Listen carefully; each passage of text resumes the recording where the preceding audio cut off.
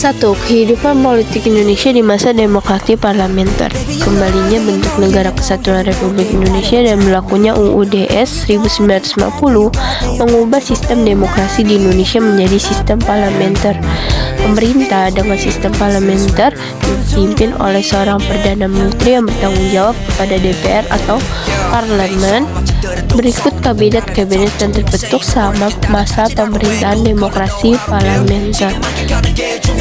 A. Natsir 6 September 1950 sampai dengan 21 Maret 1951. Program kerja dari Kabinet Natsir yaitu sebagai berikut.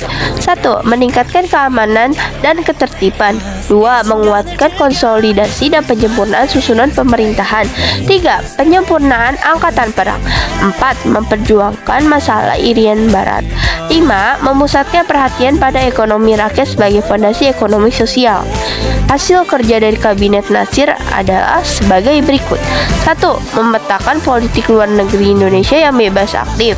2. Masuknya Indonesia sebagai anggota PBB Perserikatan Bangsa-Bangsa.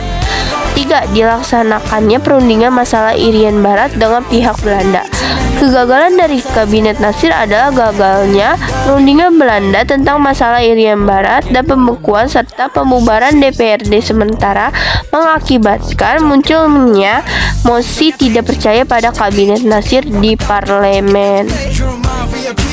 B. Sukiman 27 April 1951 sampai 3 April 1952. Program kerja dari kabinet ini adalah sebagai berikut. 1. Penerapan tindakan tegas untuk menjaga keamanan dan ketertiban. 2. Memperjuangkan kemakmuran dan kesejahteraan rakyat dengan memperbarui hukum agraria untuk kesejahteraan petani. 3. Mempersiapkan segala usaha untuk pemilu. 4. Memperjuangkan Irian Barat dalam wilayah Indonesia. Banyaknya hambatan dalam kabinet Sukiman membuat hasil kerja kabinet ini tidak maksimal.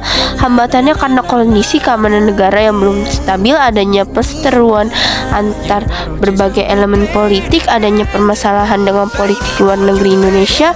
Kegagalan dalam kabinet ini adalah penanganan masalah keamanan dalam negeri, memihaki Indonesia kepada blok barat dengan menandatangani Mutual Security Act dengan pemerintah Amerika Serikat serta pembebasan Irian Barat yang tidak ada kemajuan. C. Wilopo. Program kerja dari kabinet ini adalah 1. Mempersiapkan dan menyelenggarakan pemilu. 2. Meningkatkan taraf kemakmuran. 3. Pendidikan dan keamanan rakyat. 4. Berusaha menyelesaikan masalah Irian Barat. 5. Memperbaiki hubungan dengan Belanda. 6. Konsisten menjalankan politik luar negeri yang bebas aktif.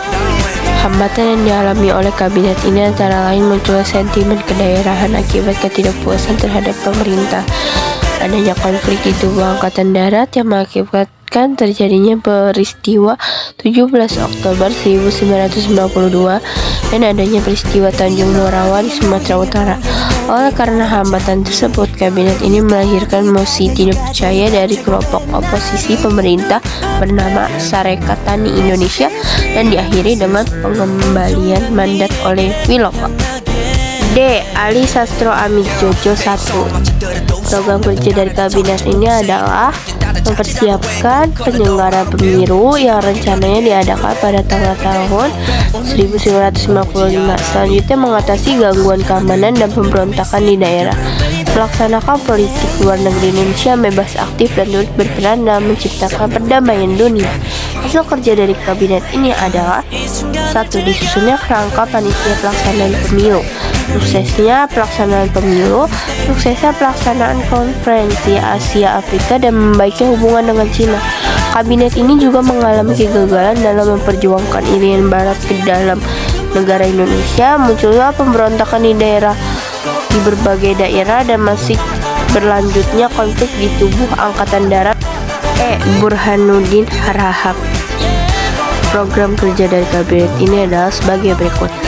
1. Memerintahkan polisi militer untuk menangkap Mr. Jody Gondokusumo atas kasus korupsi di Departemen Kehakiman. 2. Melaksanakan pemilu secara baik, maksimal, dan secepat mungkin. 3. Mengangkat kembali A.H. Nasution sebagai KSAD pada tanggal 28 Oktober 1955. Hasil kerja dari kabinet ini adalah: 1. Diselenggarakan pemilu tahun 1955, dibubarkannya Uni Indonesia Belanda, berhasil menentukan sistem parlemen Indonesia. F. Ali Sastro Ami Jojo II. Program kerja dari kabinet ini: 1. Memperjuangkan masuknya Irian Barat ke Indonesia. 2. Mempercepat proses pembentukan daerah otonom di Indonesia. Dan masih ada lainnya. Hasil kerja dari kabinet ini salah satunya adalah ditandatangani Undang-Undang Pembatalan KMB oleh Presiden Soekarno. Y. Tuanja Kabinet Karya. Program kerja dari kabinet ini adalah: 1. Pembentukan Dewan Nasional. 2. Normalisasi keadaan Republik. 3. Memperjuangkan acara pelaksanaan pembatalan hasil KMB. Hasil kerja dari kabinet ini juga salah satunya adalah dibentuknya Dewan Nasional untuk menampung aspirasi rakyat yang tergabung dalam non-partai.